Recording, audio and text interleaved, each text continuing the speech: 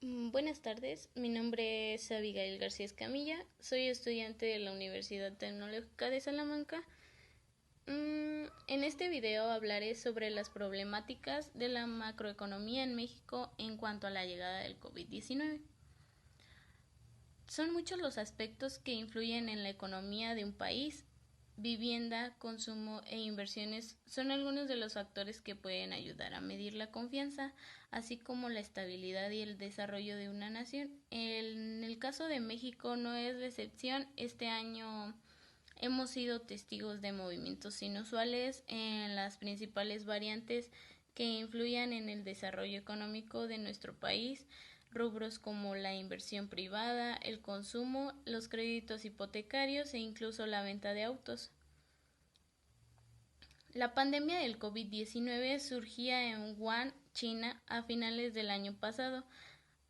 Ha asumido el borde en una crisis sanitaria y económica de proporciones mayúsculas, tanto que el Fondo Monetario Internacional ha catalogado a este momento como el gran confinamiento, en referencia a las medidas que se tuvieron que implementar para intentar frenar el avance de la enfermedad.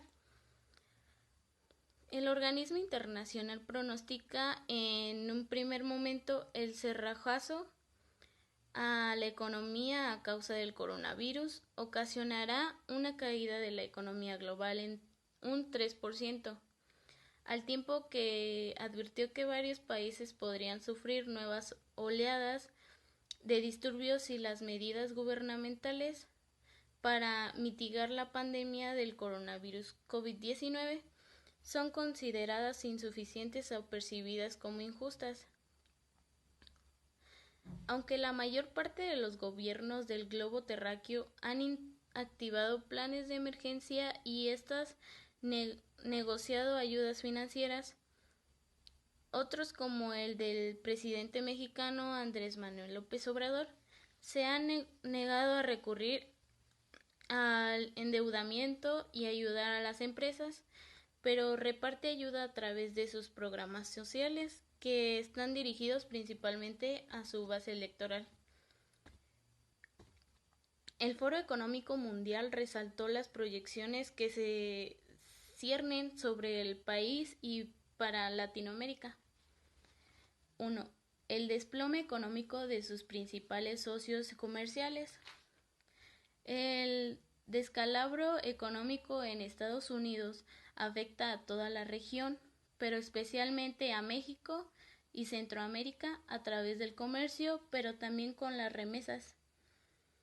Por otra parte, lo que ocurra en China también se siente de inmediato porque el socio más importante de muchos países de Latinoamérica y uno de los principales compradores de materias primas.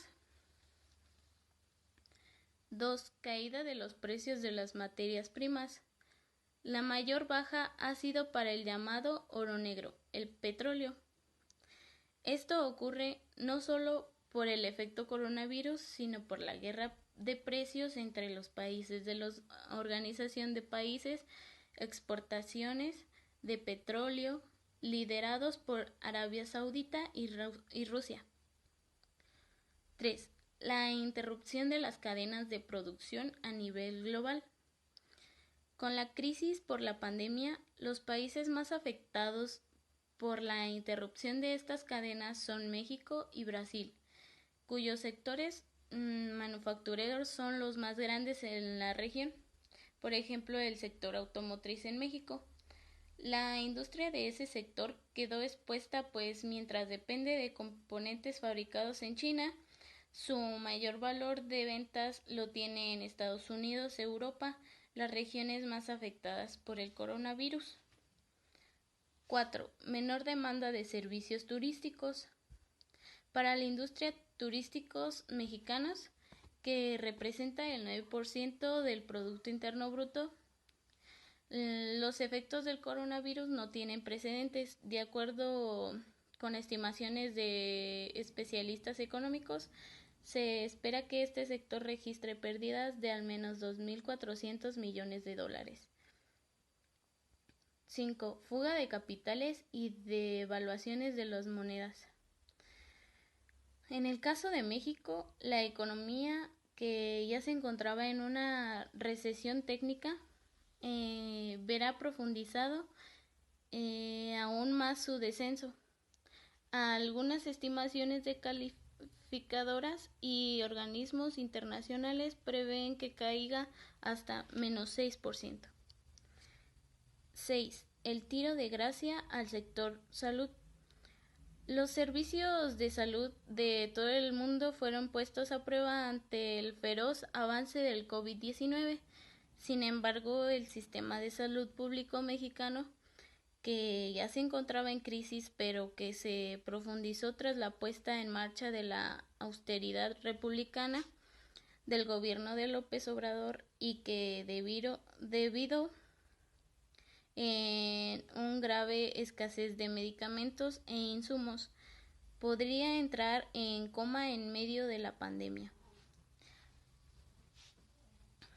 El organismo empresarial mandó 5 propuestas a la Secretaría de Desarrollo Económico de la capital para que se amortigüe el impacto por el COVID-19, que la Agencia Digital de Innovación Pública sea la que ofrezca una plataforma específica para brindar esta información a la ciudadanía en tiempo real.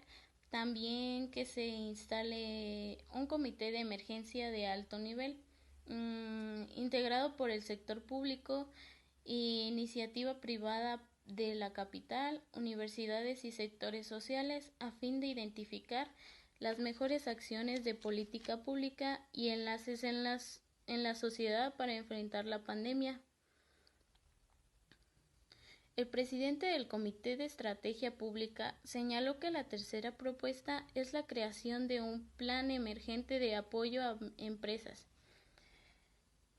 que incluiría un paquete de ayuda e incentivos fiscales, por ejemplo, que el impuesto sobre nómina se deje de cobrar durante la emergencia sanitaria.